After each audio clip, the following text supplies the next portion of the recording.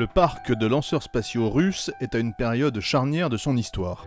Alors qu'il est en train d'achever une mutation débutée dans les années 90, Roscosmos commence à préparer l'arrivée du lanceur super lourd qui devrait permettre d'entreprendre un programme d'exploration lunaire habité à l'horizon 2030.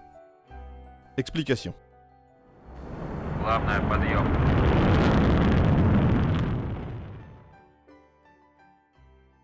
Au moment de sa dissolution, l'Union soviétique dispose d'une gamme très large qui couvre l'ensemble de ses besoins et dont hérite la nouvelle Fédération de Russie. Les lanceurs peuvent être regroupés en 3 catégories, les lanceurs légers, les lanceurs intermédiaires et les lanceurs lourds.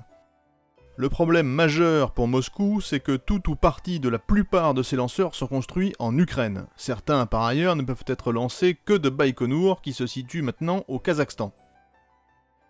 Alors pour donner une idée, imaginez ce que deviendrait notre lanceur Ariane si les Yvelines et la Guyane devenaient subitement des nations indépendantes. Les premières victimes de l'indépendance de l'Ukraine, ce furent les lanceurs légers Cyclone 2 et Cyclone 3. Leur production est presque tout de suite arrêtée et le dernier exemplaire de cette vénérable famille vole en 2009. L'autre lanceur léger, Cosmos 3M, est fabriqué en série par une entreprise russe, mais sous maîtrise d'œuvre ukrainienne. Il est donc lui aussi abandonné en 2010. Le segment des lanceurs légers est censé être occupé par la future Angara, mais son développement prend des années de retard et il faut trouver une solution de transition. Des missiles R-36M et UR-100NU sont convertis en lanceurs spatiaux et volent sous les noms de Dniepr et Rokot. Mais ils sont eux aussi à forte coloration ukrainienne. Aujourd'hui, l'exploitation de Dniepr est terminée et celle de Rokot devrait prendre fin avant la fin de 2019.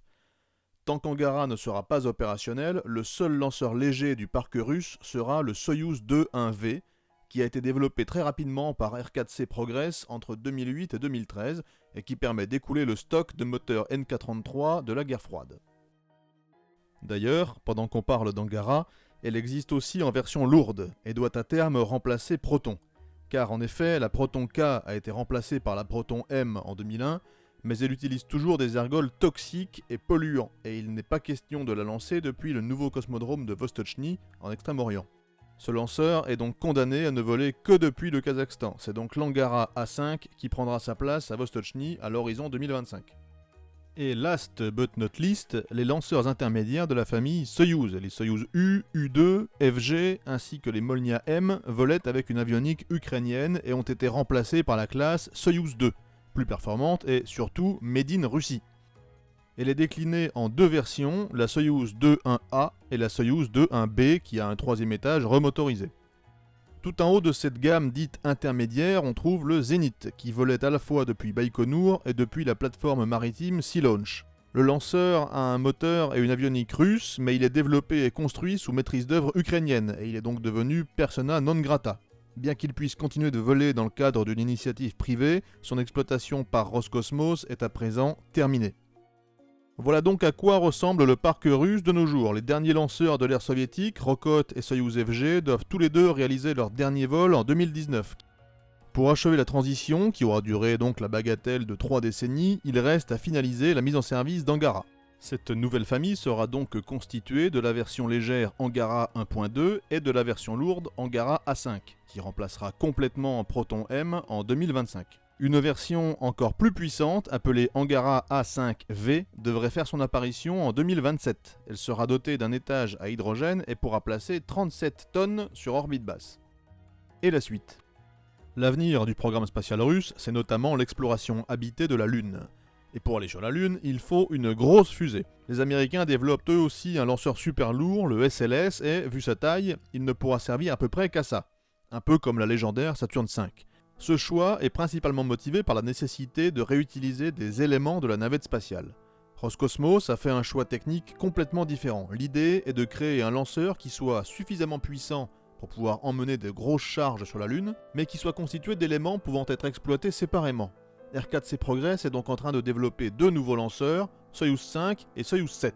Soyouz 5, c'est grosso modo une version russisée de Zénith 2. 2 étages, le premier est motorisé par un RD-171MV, dérivé du RD-171M de Zénith, et le deuxième par un dérivé du RD-0124 des Soyouz 2.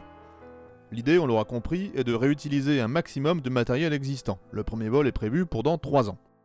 Le Soyouz 7 s'inscrit dans la même philosophie. Il doit reprendre le moteur RD-180 qu'Energomage vend aux Américains pour leur lanceur Atlas V depuis 20 ans. On ne sait pas encore grand chose de plus à son sujet d'ailleurs. Alors vous prenez quelques Soyouz 5, un Soyouz 7, vous touillez un peu et vous obtenez presque un lanceur super lourd STK. Et oui, le premier étage de Soyouz 7 avec son RD-180 devient le corps central. On ajoute ensuite pas moins de 6 premiers étages de Soyouz 5 et on a déjà une belle bête d'environ 6000 tonnes de poussée. Pour mémoire, le premier étage S1C de la Saturn V développait environ 3500 tonnes de poussée. Le tout sera surmonté d'un étage à hydrogène-oxygène, le premier en Russie depuis Energia, motorisé par un RD-0146 qui n'a encore jamais volé, mais qui a déjà été testé au sol à plusieurs reprises.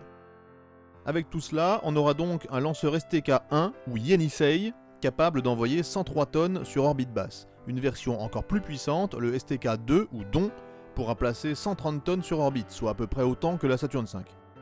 Les STK, pour l'anecdote, seront les premiers lanceurs russes à être intégrés à la verticale. À eux deux, ils permettront de réaliser des expéditions habitées sur la Lune de plus grande envergure que ce qu'avait permis le programme Apollo. Les vols inauguraux de Yenisei et DON sont prévus respectivement en 2028 et 2029. Roscosmos est en train de négocier un nouveau budget spécifiquement dédié au financement de ce projet et on devrait en savoir plus dans les prochains mois. Quoi qu'il en soit, ce programme est le fruit d'une décision prise par le président Vladimir Poutine et on peut donc imaginer qu'il a de bonnes chances d'être financé correctement.